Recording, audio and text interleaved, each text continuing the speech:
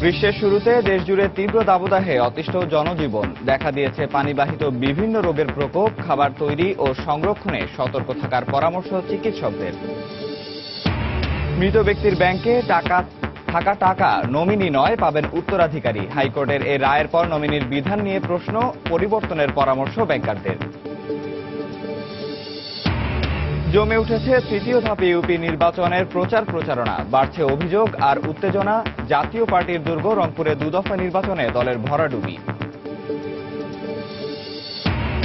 মৃত্যু ফাঁদে পরিণত হয়েছে গাড়িতে ব্যবহৃত গ্যাস সিলিন্ডার। বারবার ঘটছে বিস্ফোরণের ঘটনা। সময়মতো পরীক্ষা না করানোই কারণ, বলছেন বিশেষজ্ঞরা। এবং জাপানের দক্ষিণাঞ্চলে শক্তিশালী ভূমিকম্পের আঘাত। নিহত অন্তত 9, আহত 8 শতাধিক। বিধ্বস্ত ভবনে অনেকেরই আটকে থাকার আশঙ্কা।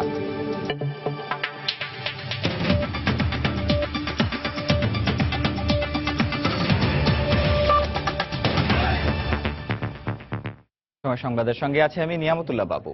গ্রীষ্মের শুরুতে দেশজুড়ে চলমান তীব্র দাবদাহে অতিষ্ঠ জনজীবন। সেই সঙ্গে দেখা দিয়েছে পানিবাহিত রোগের প্রকোপ। ডায়রিয়া, কলেরা, আমাশয় সহ বিভিন্ন পেটের পীড়ায় আক্রান্ত হয়ে প্রতিদিনই হাসপাতালে ভিড় করছেন রোগীরা। এ অবস্থায় সুস্থ থাকতে পর্যাপ্ত পানি পান এবং প্রতিদিনের খাবার তৈরি ও সংরক্ষণে সতর্ক থাকার পরামর্শ বিশেষজ্ঞ চিকিৎসকদের। রাশেদ বাপির রিপোর্ট।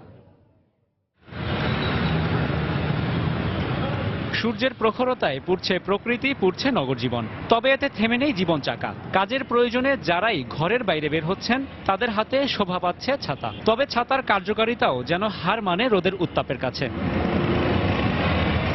প্রখর এই রৌদ্রতাপে সবচেয়ে বেশি বিপাকে পড়েছেন খেটে খাওয়া মানুষেরা। ক্লান্তি দূর করতে কাজের ফাঁকে বিশ্রাম নিচ্ছেন কেউ কেউ। দুচোখ যেন খুঁজে ফিরছে তৃষ্ণা নিবারণের উপাদান। তাই তো গলা ভেজাতে রাস্তার পাশের ডাবের পানি, লেবুর শরবত, আখের রস আর তরমুজের চাহিদা এখন সবচাইতে বেশি। যেখানে যাই যানজট হইলে বর্তমান চারিদিকে গাড়ির একটা গরম, রাস্তার গরম, রোদের গরম, অসহ্য হয়ে যায় আমরা। এরকম গরম ছাতাও মানে না, ছাতা মনে হচ্ছে ফেটে নিজের গায়ে পুরো রোদের তাপ লাগছে, এরকম মনে হচ্ছে। প্রচন্ড গরম লাগছে, এই জন্য একটু তরমুজ খায় তাতে শরীরটা ঠান্ডা হওয়ার জন্য। গরমের তীব্রতার সঙ্গে পাল্লা দিয়ে বাড়ছে ডায়রিয়া সহ বিভিন্ন পানিবাহিত রোগীর সংখ্যা। রাজধানীর কলেরা হাসপাতালে ঢাকা ও এর আশপাশের জেলা থেকে আসা রোগীর 80% শিশু ও বৃদ্ধ। আমার আজকে 3 দিন ধরে ডায়রিয়া। আমি টঙ্গী হাসপাতাল ভর্তি ছিলাম, ওইখান থেকে এখানে রেফার্ড হয়েছে আর কি।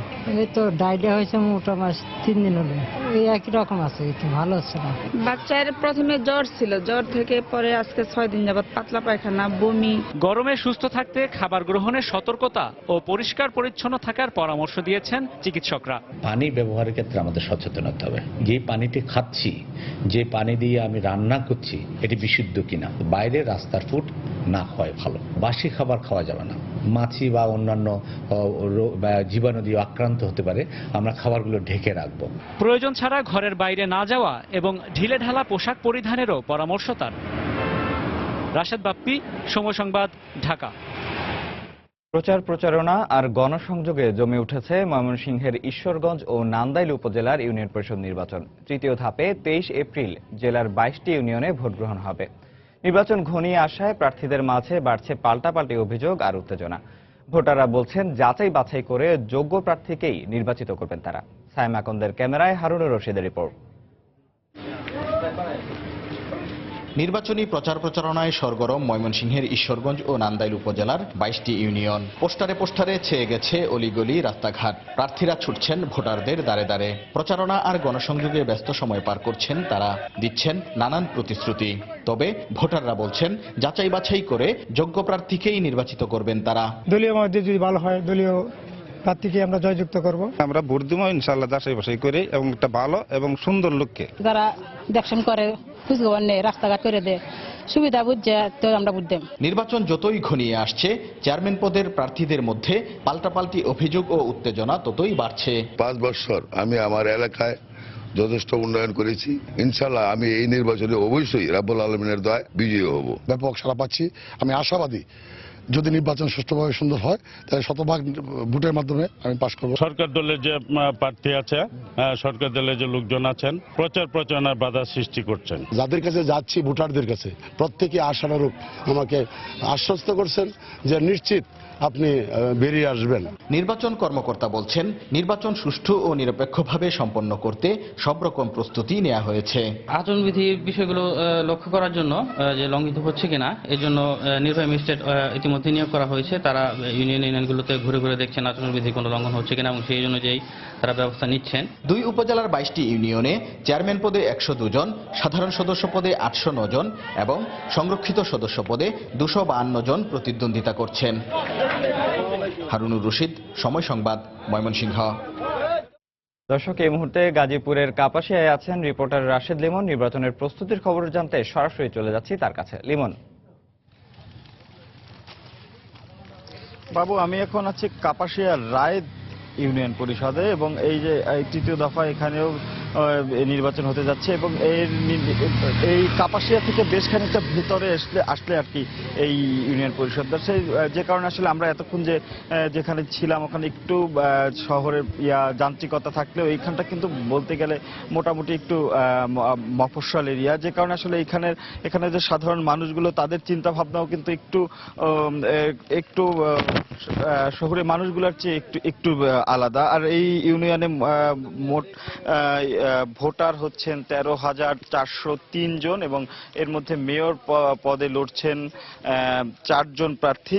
এছাড়া ভোট কেন্দ্র রয়েছে 13টি। তো এখানে ভোটাররা যারা আমি এসে কথা বললাম তারা কিন্তু আসলে যেটা বরাবরই দেখে আসছি যে তারাও কিন্তু এখানে যে 2 ধরনের, যেহেতু দলীয় পর্যায়ে এই ধরনের নির্বাচনে তাদের এই ভোটের অভিজ্ঞতাটা প্রথম, যে কারণে তারা কিন্তু শুধু প্রতীক নিয়ে না, প্রার্থীর ব্যক্তিগত ইমেজটাও আসলে তাদের ভোট দেওয়ার ক্ষেত্রে বিবেচনা করবেন বলে আমার যখন আলাপ করছে এই জিনিসটা বেরিয়ে এসেছে। আর এখানে সবাই আসলে আজকে শুক্রবার দিন হয়, প্রার্থীরা অতটা প্রচার প্রচারণা ব্যস্ত না হলেও এখানে আসলে যারা সাধারণ মানুষ তারা কিন্তু যেখানে বসে আছে, যেখানেই সুযোগ হচ্ছে তারা কিন্তু এই ভোট দেয়া বা ভোটে কি হবে এ ধরনের আলাপই করছেন।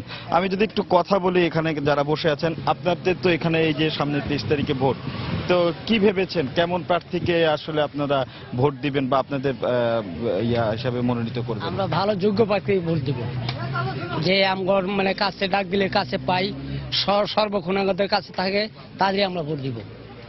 আচ্ছা, আপনাদের এলাকা তো খুব ঢাকা থেকে তো খুব বেশি দূরে না, আপনাদের এলাকায় কি সমস্যা আছে বা কোন ধরনের কাজ করবে বা কি আশা করেন আপনারা যে আপনাদের যে মেয়র প্রার্থী হবে তার কাছে সবসময় আমরা উপকার পাই আছি, ছোট যে কোনো বিপদে সে লাফায় আগে কোনো তারা ডাক দিলে কোনো মিস নাই, আর অন্যজনের ডাক দিলে পরে আমরা আই যাও আর ওনারা সরাসরি।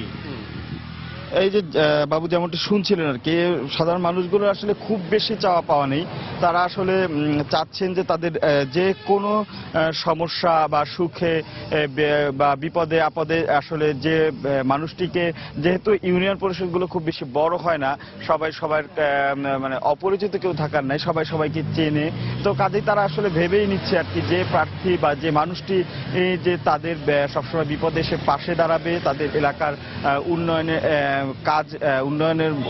উন্নয়নের দিকে হাত বাড়াবে, তেমন প্রার্থীকেই তারা বেছে নেবে। তো বাবু, এই ছিল এখনকার মতো এখান থেকে আমার কাছে সর্বশেষ। দর্শক, গাজীপুরের কাপাসিয়া থেকে ইউনিয়ন পরিষদ নির্বাচনের প্রস্তুতির সবশেষ খবর জানাচ্ছিলেন আমাদের রিপোর্টার রাশেদ লিমন। চলে যাচ্ছি পরের খবরে। জাতীয় পার্টির দুর্গ বলে পরিচিত রংপুর বিভাগের 8 জেলায় 2 দফা ইউনিয়ন পরিষদ নির্বাচনে দলের ভরাডুবি হয়েছে। সাধারণ মানুষ থেকে শুরু করে তৃণমূলের কর্মীরাও যেন মুখ ফিরিয়ে নিচ্ছে দলটি থেকে। বিশ্লেষকরা বলছেন, দলের অভ্যন্তরে গণতন্ত্র না থাকা এবং মাঠের নেতাকর্মীদের মূল্যায়ন না করার কারণেই এমনটি হয়েছে। অবশ্য তৃণমূল নেতারা বলছেন, দলকে সুসংগঠিত করতে নতুন করে কাজ শুরু করেছেন তারা। শাকিল মাহমুদের ক্যামেরায় বিস্তারিত জানাচ্ছেন মানিক সরকার। বরাবরের মতো নির্বাচনে অস্বচ্ছতার অভিযোগ এনে ঘুরে দাঁড়াবার কথা বললেও কার্যত অকার্যকর লাঙ্গলের দুর্গ বলে খ্যাত রংপুর অঞ্চল। রাজনীতিতে তৃণমূলের চালিকা শক্তি ইউনিয়ন পরিষদ। এই ইউপি নির্বাচনেও রংপুর বিভাগের 8 জেলায় জাতীয় পার্টির ভরাডুবি হয়েছে। শুধু তাই নয়, সিটি কর্পোরেশন, পৌরসভা ও উপজেলা নির্বাচনেও সুবিধা করতে পারেনি দলটি। এই অবস্থায় স্থানীয় নেতারা সাংগঠনিক দুর্বলতার কথা স্বীকার করে দলকে নতুন করে সুসংগঠিত করার জন্য কাজ করছেন বলে জানান। বর্তমানে আমরা অনেক চেষ্টা করতেছি, আমরা মাঠ পর্যায়ে প্রত্যেকটা ওয়ার্ড পর্যায়ে কমিটি গঠন করার চেষ্টা করতেছি। সাংগঠনিক কিছু ডেফিসিয়েন্সি থাকার জন্য এটা হতে পারে, এটাও অস্বীকার করা যায় না, তবে আমরা এটাকে কেটে উঠতে পারবো ইনশাআল্লাহ। রাজনৈতিক বিশ্লেষকরা বলছেন, দলে গণতন্ত্র না থাকা, তৃণমূলের দলীয় নেতাকর্মীদের মূল্যায়ন না করা এবং একনায়কতন্ত্রের কারণেই এই অবস্থার সৃষ্টি হয়েছে। দলে কাউন্সিল হওয়া উচিত, দলের তৃণমূল নেতাকর্মী যারা আছে তাদের মূল্যায়ন হওয়া উচিত এবং সর্বোপরি যারা নেতৃত্বে আসবেন, নতুন মুখ যদি নেতৃত্বে আসতে না পারে তাহলে নেতাকর্মীদের মধ্যে কিন্তু হতাশা চলে আসে। দলের একজন ব্যক্তির কথায় যখন পুরো দলটা নিয়ন্ত্রিত হয় তখন দলের ভিতরে সেই সাংগঠনিক কাঠামোটা শক্ত থাকে না। রংপুর বিভাগের 8 জেলায় 2 দফায় নির্বাচন অনুষ্ঠিত হয়েছে 122টি ইউনিয়নে। এর মধ্যে শুধুমাত্র কুড়িগ্রাম জেলার ভুরুঙ্গামারী উপজেলার 3টি ইউনিয়নে জাতীয় পার্টি মনোনীত প্রার্থী জয়ী হয়েছেন।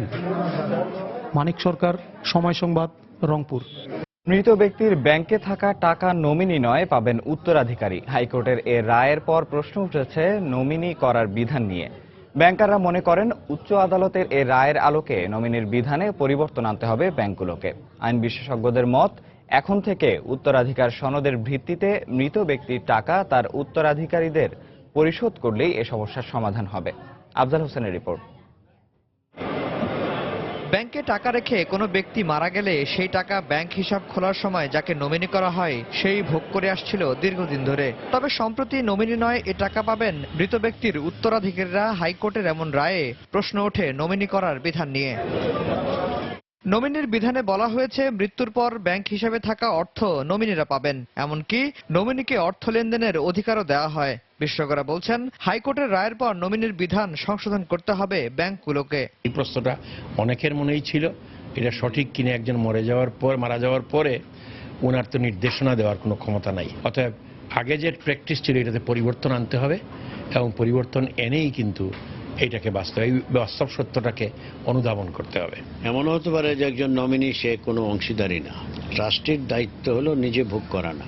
এই টাকাটা সে নিয়ে যারা অংশীদার তাদের মধ্যে যেইটুকু যে পাবে সেভাবে বন্টন করে দেওয়া হলো।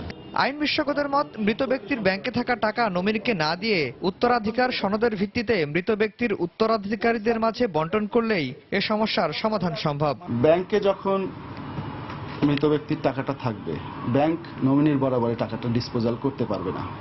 ব্যাংককে অপেক্ষা করতে হবে সাকসেশন সার্টিফিকেটের জন্য। সাকসেশন কোর্ট যখন সাকসেশন সার্টিফিকেট ইস্যু করবে তখন সেখানে লেখা থাকবে কে কতটুকু অংশ পাবে, সেই অনুযায়ী ব্যাংকে ওই টাকা ছাড় করতে হবে। উত্তরাধিকার যার ধর্মীয় আইনে যেইটুকু পাবে সেইটুকু সেইভাবে এটাকে ভাগ করবে। নমিনি নিয়ে উচ্চ আদালতের পূর্ণাঙ্গ রায় প্রকাশ পেলে বিষয়টি আরো স্পষ্ট হবে জানিয়ে এ নিয়ে আতঙ্কিত না হওয়ার পরামর্শ দিয়েছেন বিশেষজ্ঞরা। আফজাল হোসেন, সময় সংবাদ, ঢাকা। সময় সংবাদে আরো থাকছে, কার্গো বিমান সংকটে ব্যাহত হচ্ছে কক্সবাজারের চিংড়ি পোনা সরবরাহ। ক্ষতির মুখে উৎপাদনকারীরা আলোচনার মাধ্যমে সমস্যা সমাধানের আশ্বাস মৎস্য বিভাগের। মেয়াদ উত্তীর্ণ হওয়া গাড়িতে ব্যবহার করা গ্যাস সিলিন্ডার মৃত্যুফাঁদে পরিণত হয়েছে। গত 3 বছরে সারা দেশে সিলিন্ডার বিস্ফোরণের ঘটনা ঘটেছে প্রায় 150। ঘটেছে প্রাণহানি, অপচয় হচ্ছে সম্পদের। বিশেষজ্ঞরা বলছেন, মানহীন ও সময়মতো পুনঃপরীক্ষা না করানোই এসব দুর্ঘটনার মূল কারণ। নিয়ন্ত্রক সংস্থা রূপান্তরিত প্রাকৃতিক গ্যাস কোম্পানি আরপিজিসিএল দায় চাপাচ্ছে বিআরটি এর কাঁধে। বলছে, বিষয়টি আইনের মধ্যে না থাকায় রোধ করা যাচ্ছে না সিলিন্ডার বিস্ফোরণ। কামরুজ্জামান মামুনের রিপোর্ট। আরপিজিসিএল এর হিসেব অনুযায়ী সারা দেশে প্রায় 2.25 লাখ সিএনজি চালিত যানবাহন রয়েছে। এর মধ্যে একই সিলিন্ডার 5 বছরের বেশি সময় ধরে ব্যবহার করা গাড়ির সংখ্যা 1.5 লাখেরও বেশি। আর এর 80 ভাগই পুনঃপরীক্ষা ছাড়াই চলছে সড়ক মহাসড়কে। নির্দেশনা অনুযায়ী প্রতিটি সিলিন্ডার 5 বছর অন্তর পরীক্ষা করানোর কথা থাকলেও বিষয়টি এখনো ফিটনেস আইনের মধ্যে ঢোকানো হয়নি। এতে মালিক ও চালক তাদের ইচ্ছে মতো পরীক্ষা করাচ্ছেন বা পরীক্ষা ছাড়াই চলছে এক একটি চলন্ত বোমা, আর ঘটছে দুর্ঘটনা। গ্যাস সিলিন্ডারের বয়স কত? বয়সটা আমি বলতে পারবো না, এটা যে কিনছে সে বলতে পারবো না। সিলিন্ডার চেক করে দেওয়ার মতন এরকম কোনো নিয়ম আমাদের এখানে নাই। আমি বলতে চাচ্ছি যে এটা কত বছর চলবে, কত বছর পর চেঞ্জ করা লাগবে বা রিটেস্ট করা লাগবে?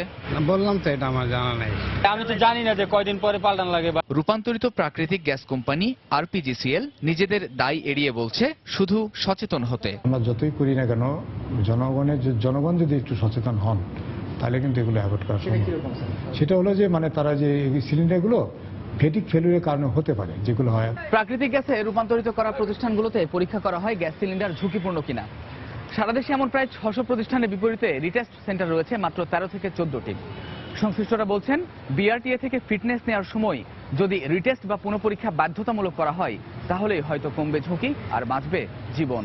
সার্টিফাইড সিলিন্ডার না, মাঝখানে দুটো সিলিন্ডারকে সুন্দর করে ওয়েল্ডিং এর মাধ্যমে জোড়া লাগিয়ে ভালো করে পলিশ করে রং করে এটাকে ইউজ করা হয়েছে এবং এটা ডেফিনেটলি কোনো গভর্নমেন্ট অ্যাপ্রুভড বা আরপিজিসিএল অ্যাপ্রুভড কনভার্সন যে ওয়ার্কশপ আছে সেখান থেকে এটা করানো হয়নি। এটা কোনো লোকাল মিস্ত্রি বা কাউকে দিয়ে এটা করানো হয়েছে।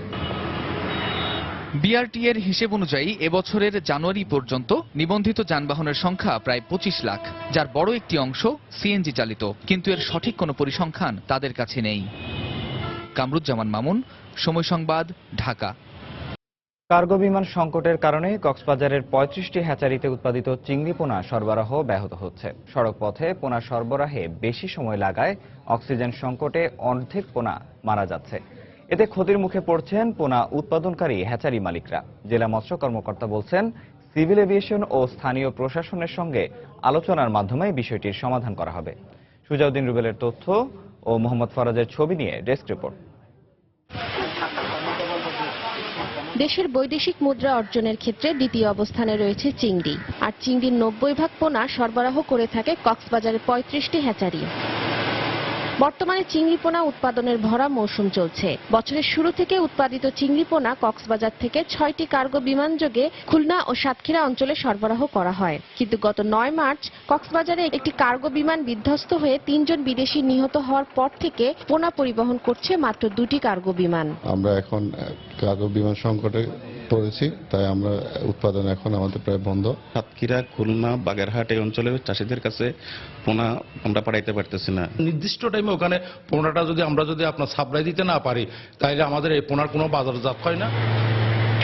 চিংড়ি শিল্পকে বাঁচিয়ে রাখার জন্য কার্গো বিমান সংকট সমাধানে কর্তৃপক্ষকে ব্যবস্থা নেওয়ার দাবি জানিয়েছেন হ্যাচারি মালিক সমিতির নেতারা। পোনা পরিবহনের জন্য কার্গো প্লেনের নীতিমালা আরো সহজ করে চিংড়ি শিল্প খাতকে আরো সহজ করে এই শিল্পকে আরো বেগবান করার জন্য যথাযথ কর্তৃপক্ষের কাছে আমি বিনীত আবেদন রাখছি। জেলা মৎস্য কর্মকর্তা জানালেন সিভিল এভিয়েশন ও স্থানীয় প্রশাসনের সাথে আলোচনার মাধ্যমে বিষয়টি সমাধান করা হবে। বিমান বিধ্বস্ত হওয়ার পর থেকে বাকি যে বিমানগুলো ছিল এগুলোর উপর স্বাভাবিকভাবে একটু চাপ পড়েছে এবং দেখা যাচ্ছে যে তাদের মধ্যে অনেকগুলো বিমানই আসলে চলাচলের জন্য কম উপযোগী ছিল।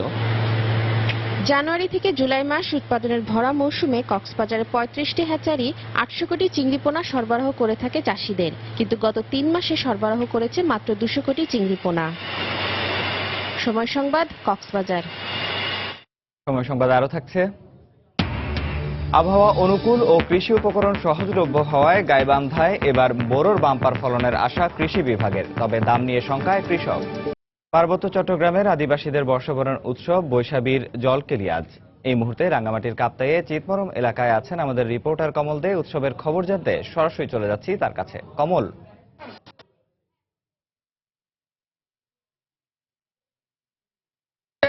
আদিবাসীদের টাংরায় উৎসব শুরু হয়েছে কিছুক্ষণ আগে। মূলত এটি একটি পানি উৎসব বা জলকেলি। বিশেষ করে মারমা সম্প্রদায়ের যে ঐতিহ্যবাহী এই উৎসব নববর্ষকে কেন্দ্র উপলক্ষ করে মূলত 3 পার্বত্য জেলায় যে উৎসব শুরু হয়েছে বৈশাখী উৎসব, আজ দ্বিতীয় দিন, সেই দ্বিতীয় দিনে চলছে বৈশাখী বা জলকেলি। অর্থাৎ জলের ধারার মাধ্যমে যে বিগত দিনগুলোর যে অপবিত্রতা ছিল, ক্লান্তি ছিল, অবসাদ ছিল, সব দূর করে নতুন করে দিন শুরু করার যে প্রত্যয়, সে প্রত্যয়ের অংশ হিসেবে চলছে এই টাংরাই উৎসব। কিছুক্ষণ আগে দীপঙ্কর তালুকদার আওয়ামী লীগ নেতা দীপঙ্কর তালুকদার উদ্বোধন করেছেন এবং যেখানে অংশ নিচ্ছে 3 পার্বত্য জেলা বা রাঙ্গামাটির বিভিন্ন এলাকা থেকে অংশ নেওয়া তরুণ তরুণীরা। এখানে আমরা যতটুকু জানতে পেরেছি 500 বেশি তরুণ তরুণী এখানে অংশ নেওয়ার জন্য নাম নিবন্ধন করেছেন এবং প্রথম পর্যায়ে যে তাদের একটি অংশ এই মাত্র শেষ হয়েছে। এখন শুরু হবে দ্বিতীয় অংশ, অর্থাৎ এখন মূলত বিশেষ করে নৌকাটিকে রাখা হয়, এই নৌকা থেকে পানি নিয়ে ছিটানো হয়, তরুণ তরুণী একে অপরের উদ্দেশ্যে এই পানি ছিটিয়ে থাকে। মূলত বলা হয়ে থাকে যে বিষাদ যে অবসাদ যে ক্লান্তি ছিল তা দূর করে নতুন করে দিন শুরুর জন্য মূলত এই জলকেলি বা সাংগ্রাই উৎসব। আরেকটি কথা বলা হয়ে থাকে যে আদিবাসী জনগোষ্ঠীরা মূলত যাদের প্রিয়জনের প্রতি পানি নিক্ষেপ করে তাদের প্রিয়জনের ভালোবাসার কথাটা এই আজকে বলা যায়, এরকম একটা তাদের মধ্যে রীতি চালু হচ্ছে। আপনি জানেন যে বৈশাখী উৎসব শুরু হয়েছে নববর্ষকে সামনে রেখে, আর এই নববর্ষের সামনে কাজকে চলছে সাংগ্রাই মূলত যারা মারমা আদি জনগোষ্ঠী রয়েছে তাদের ঐতিহ্যবাহী উৎসব। সেই উৎসবে তারা অংশ নিতে 3 পার্বত্য জেলা রাঙ্গামাটি অন্যান্য জেলা থেকে বিপুল সংখ্যক আদিবাসী নরনারীবাসী তরুণ তরুণীরা এখানে এসে অংশ নিচ্ছে এবং এই জলকেলিতে। এছাড়া আমরা দেখা যাচ্ছে এটা বাঙালি বা আদিবাসীদের একটা মিলন মেলাও বলা যায়। এখানে শুধু যে আদিবাসী বা পাহাড়িরা অংশ নিচ্ছে তা নয়, আমরা দেখেছি বিপুল সংখ্যক বাঙালি জনগোষ্ঠী এসেছে এই উৎসবে অংশ নিতে। এটি মূলত কাপ্তাইয়ের যে চিৎপরম এলাকা রয়েছে সেই চিৎপরম এলাকাতে মূলত এই কেন্দ্রীয় সাংগ্রাই উৎসবটি অনুষ্ঠিত হচ্ছে। সকালবেলা পূজা পার্বণের মধ্য দিয়ে এই উৎসব শুরু হয়। এখানে মোমবাতি প্রজ্বলন করে তারা ঈশ্বরের কাছে প্রার্থনা করেছে, দেশ জাতি এবং নিজের পরিবারের মঙ্গল কামনা করে তারা প্রার্থনা করেছেন। তারা উৎসব এখন তারা সেই প্রার্থনা শেষে তারা পূজা শেষে তারা নেমে এসেছে এই সাংগ্রাই উৎসবে। এই সাংগ্রাই উৎসবকে মূলত বেশ কিছু আদিবাসী যারা মারমা সম্প্রদায় রয়েছে তাদের একটা ঐতিহ্যবাহী উৎসব। যুগের পর যুগ ধরে তারা যে বছরের দ্বিতীয় দিন অর্থাৎ নতুন বছরের যে দ্বিতীয় দিন সেই দ্বিতীয় দিনই তারা এই সাংগ্রাই উৎসবটি পালন করে থাকেন। সাংগ্রাই উৎসবের মধ্যে দিয়ে কিন্তু আমরা দেখেছি যে পানি ছিটানো অর্থাৎ একে অপরের প্রতি পানি ছিটিয়ে তাদের ভালোবাসার কথাকে অভিব্যক্তি করে তারা পুত পবিত্র হয়ে থাকে আজকের এই দিনটিতে অর্থাৎ পানি ছিটিয়ে। এক্ষেত্রে আপনি জানেন যে আদিবাসীদের মধ্যে একটি ফুলের রীতি রয়েছে, তারা সব কিছুতে ফুলকে ভালোবাসে এবং ফুল দেওয়া পছন্দ করে এবং ঠিক ফুলের পাশাপাশি এই দিনটি তারা পানিকে তারা তাদের দেবতার প্রতি আগ্রহ নিবেদন করে এবং সেই সাথে তারা নিজেদের যে ভালোবাসা রয়েছে সে ভালোবাসা তারা নিবেদন করে থাকে মূলত এই পানি ছিটানোর মাধ্যমে। এই সাংগ্রাই উৎসবটি কালক্রমে চলে আসছে এবং দিন যত গড়াচ্ছে মূলত এর ব্যাপ্তি ততই বাড়ছে। আমরা দেখেছি বিপুল সংখ্যক হাজার হাজার বাঙালি নরনারী তারা এই উৎসবে অংশ নেওয়ার জন্য সকাল থেকে এই চিৎপরম এলাকায় এসে রয়েছে। এখনো চলছে জলকেলি উৎসব, এখন শুরু হবে দ্বিতীয় পর্ব অর্থাৎ প্রথম পর্ব শেষ হয়েছে, এখন চলছে দ্বিতীয় পর্ব। এখন পর্যন্ত আমার কাছে এই ছিল রাঙ্গামাটি পার্বত্য থেকে সাংগ্রাই দর্শক, রাঙ্গামাটির কাপ্তাইয়ের চিতমরম থেকে আদিবাসীদের বর্ষবরণ উৎসব বৈশাখীর খবর জানাচ্ছিলেন রিপোর্টার কমল দেব। বাংলা নববর্ষে টানা 3 দিনের ছুটিতে মানুষের মিলন মেলায় পরিণত হয়েছে বিশ্বের দীর্ঘতম সমুদ্র সৈকত নগরী কক্সবাজার। সকাল থেকে সৈকতে আনন্দ উচ্ছ্বাসে মেতে ওঠে হাজারো পর্যটক। সাগর উত্তাল থাকায় পর্যটকদের নিরাপত্তায় বিশেষ ব্যবস্থা নিয়েছেন লাইফগার্ড কর্মীরা। আরো জানাচ্ছেন রিপোর্টার সুজাউদ্দিন রুবেল। উপলক্ষ বলতে কক্সবাজারে ছুটে আসা এবারও তার ব্যতিক্রম নয়। বাংলা নববর্ষের টানা ছুটিতে বিপুল সংখ্যক পর্যটক ভিড় করেছে পর্যটন নগরী কক্সবাজারে। সকাল থেকে সৈকতের সব পয়েন্টে যেন পর্যটকদের উপচে পড়া ভিড়। কেউ কেউ সাগরে গোসল করছে, আবার কেউ কেউ প্রিয়জনের সাথে ঘুরছে, আবার কেউ কেউ কিটকটে বসে বিশাল এই সমুদ্র সৈকত উপভোগ করছে। এই যেন সব বয়সের মানুষের মিলন মেলায় পরিণত হয়েছে পর্যটন নগরী। উত্তাল সাগর ও তীব্র গরমকেও উপেক্ষা করে এখানে যেন পর্যটকদের হার না মানা উচ্ছ্বাস। উত্তাল সাগরকে বিবেচনা করে এখানে পর্যটকদের সমুদ্র স্নানের নিরাপত্তায় নিয়োজিত রয়েছে 1/2 শতাধিক লাইফগার্ড কর্মী। আর 4 শতাধিক হোটেল মোটেলে চলছে 3 দিন ব্যাপী নানা লোকজ মেলা সহ নানা আয়োজন। কক্সবাজার সমুদ্র সৈকতের লাবণী পয়েন্ট থেকে সুজাউদ্দিন রুবেল, সময় সংবাদ, কক্সবাজার। জাপানের দক্ষিণাঞ্চলের কিউসু দ্বীপের কুমামোতো এলাকায় 6.4 মাত্রার শক্তিশালী ভূমিকম্পে এখন পর্যন্ত মারা গেছেন 9 জন, আহত হয়েছেন 8 শতাধিক। এ ঘটনায় বেশ কিছু ভবন বিধ্বস্ত হয়ে বেশ কয়েকজন বাসিন্দা আটকা পড়েছে বলে আশঙ্কা করা হচ্ছে।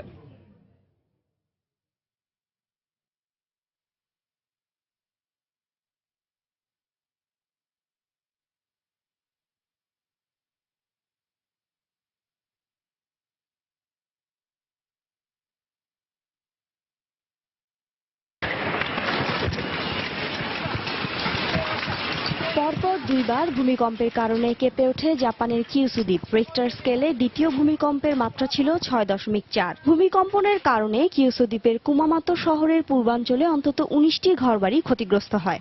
এতে হতাহত হয়েছে বেশ কয়েকজন। আকস্মিক ভূমিকম্পে আমি হতবিহ্বল হয়ে পড়েছি। এরপর থেকেই আমার চোখে ঘুম নেই। ভূকম্পন পর্যবেক্ষণকারী সংস্থা ইউএস জিওলজিক্যাল সার্ভের তথ্য অনুযায়ী ভূমিকম্পের উৎপত্তি স্থল ছিল জাপানের মাশিকি শহর থেকে 7 কিলোমিটার দূরে, ভূপৃষ্ঠ থেকে 10 কিলোমিটার গভীরে।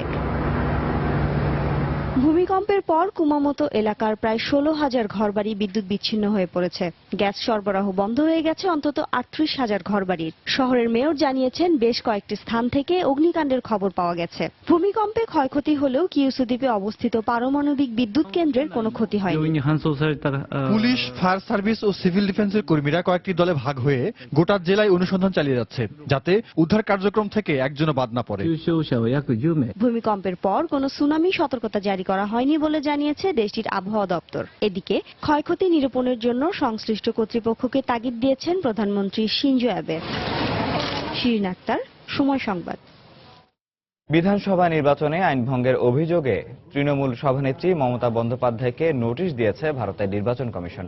সম্প্রতি বর্ধমানে এক নির্বাচনী সভায় আসানসোলকে আলাদা জেলা করার ঘোষণা দেওয়াও মমতার বিরুদ্ধে এ ব্যবস্থা নেওয়া হলো। তবে তৃণমূলের বিরুদ্ধে নির্বাচন কমিশন অগণতান্ত্রিক অধিকার প্রয়োগ করছে বলে পাল্টা অভিযোগ করেছেন মমতা। কলকাতা প্রতিনিধি সুব্রত আচার্যের পাঠানো তথ্য ও ছবি নিয়ে ডেস্ক রিপোর্ট। ভারতের নির্বাচন আইন অনুসারে ভোটের তারিখ ঘোষণার পর মুহূর্ত থেকেই সরকারি দল নতুন করে কোনো প্রতিশ্রুতি দিতে পারবে না, এমনকি নতুন কোনো প্রকল্পে স্বাক্ষরও করতে পারবেন না শাসক দলের মুখ্যমন্ত্রী কিংবা তার মন্ত্রীরা। তবে সম্প্রতি আসানসোলে তৃণমূলের এক নির্বাচনী সভায় মমতা বন্দ্যোপাধ্যায় পুনরায় নির্বাচিত হলে শহরটিকে জেলা করার ঘোষণা দেন, যা তৃণমূলের নির্বাচনী ইশতেহারে উল্লেখ নেই। আর এ কারণেই বৃহস্পতিবার নির্বাচন কমিশনের ফুল বেঞ্চ বৈঠকে তাকে শোকজ নোটিশ দেওয়ার সিদ্ধান্তের কথা জানালেন ভারতের প্রধান নির্বাচন কমিশনার। নির্বাচনী আচরণবিধি লঙ্ঘনের অভিযোগে মমতা বন্দ্যোপাধ্যায়কে শোকজ নোটিশ দেওয়ার সিদ্ধান্ত নেওয়া হয়েছে। আমাদের ওয়েবসাইটেও এর মধ্যে বিষয়টি প্রকাশ করা হয়েছে। তবে নির্বাচন কমিশনের কারণ দর্শানোর নোটিশ পেতে যাচ্ছেন জেনেও তোয়াক্কা নেই তৃণমূল সভানেত্রী মমতা বন্দ্যোপাধ্যায়ের। বৃহস্পতিবার বীরভূমে এক সভায় নির্বাচন কমিশনের বিরুদ্ধে কঠোর সমালোচনা করেন তিনি। ইলেকশন কমিশনের নিজেদের লোক আছে বলে আমি এতদিন বলিনি। প্রতিদিন তোমরা একটা করে পুলিশ অফিসারকে চেঞ্জ করেছো, তোমরা 300 350 ওসিকে চেঞ্জ করেছো। কংগ্রেস যা বলছে তাই তুমি করছো। এমনকি দুর্গাপুর ইলেকশনের আগের দিন ওসিকে চেঞ্জ করেছো। কেরালা ইলেকশন সিপিএম কংগ্রেস বন্ধুত্ব আর যত কিছু বাংলার বলায়, আমি এর বিরুদ্ধে বলছি। আমার সংখ্যালঘু ভাই বোনেরা যদি থাকেন, জোট বাঁধুন, একটা ভোটও সিপিএম কংগ্রেস বিজেপিকে দেবেন না। জোট বেঁধে ইনশাআল্লাহ আল্লাহ তাআলা বলে একেবারে বাংলার মঙ্গল কামনা করে ভোট দেবে। ভারতের পশ্চিমবঙ্গে 6 পর্বের বিধানসভা নির্বাচনের দ্বিতীয় পর্বে আগামী 17 এপ্রিল রাজ্যের 48 আসনে ভোট গ্রহণ অনুষ্ঠিত হবে। সময় সংবাদ, কলকাতা। এ পর্যায়ে শীর্ষ সংবাদ জানিয়ে দিচ্ছি আরেকবার। গ্রীষ্মের শুরুতে দেশজুড়ে তীব্র দাবদাহে অতিষ্ঠ জনজীবন। দেখা দিয়েছে পানিবাহিত বিভিন্ন রোগের প্রকোপ। খাবার তৈরি ও সংরক্ষণে সতর্ক থাকার পরামর্শ চিকিৎসকদের। মৃত ব্যক্তির ব্যাংকে থাকা টাকা নমিনি নয়, পাবেন উত্তরাধিকারী। হাইকোর্টের এ রায়ের পর নমিনির বিধান নিয়ে প্রশ্ন। পরিবর্তনের পরামর্শ ব্যাংকারদের। জমে উঠেছে তৃতীয় ধাপে ইউপি নির্বাচনের প্রচারণা। বাড়ছে অভিযোগ আর উত্তেজনা। জাতীয় পার্টির দুর্গ রংপুরে 2 দফা নির্বাচনে দলের ভরাডুবি। মৃত্যু ফাঁদে পরিণত হয়েছে গাড়িতে ব্যবহৃত গ্যাস সিলিন্ডার। বারবার ঘটছে বিস্ফোরণের ঘটনা। সময়মতো পরীক্ষা না করানোই কারণ বলছেন বিশেষজ্ঞরা। এবং জাপানের দক্ষিণাঞ্চলে শক্তিশালী ভূমিকম্পের আঘাতে নিহত অন্তত 9, আহত 8 শতাধিক। বিধ্বস্ত ভবনে অনেকেরই আটকে থাকার আশঙ্কা। দর্শক, এই ছিল এখনকার মতো। যে কোনো খবর পেতে ভিজিট করুন সময়নিউজ.tv। যে কোনো বাংলা লিংক, রবি ও সিটিসেল নাম্বার থেকে সময় সংবাদের খবর, অনুষ্ঠান সম্পর্কে জানতে এবং যে কোনো তথ্য সময় সংবাদকে জানাতে ডায়াল করুন 16242 নাম্বারে। এছাড়া এই মাত্র পাওয়া খবর আপনার মোবাইলে পেতে SMS করুন *SN লিখে পাঠিয়ে দিন 16242 নাম্বারে। সঙ্গে থাকুন সময়ের।